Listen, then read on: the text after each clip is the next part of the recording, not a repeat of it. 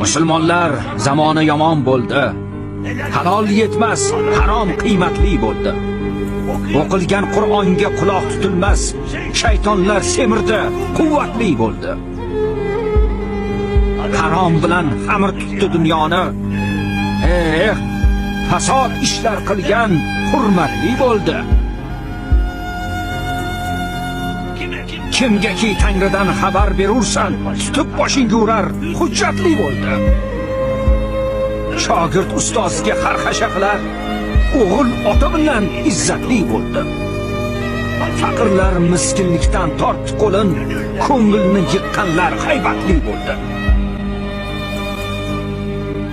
Payg'ambar o'rniga o'tgan xo'jalar bu xalqning boshiga zahmatli bo'ldi.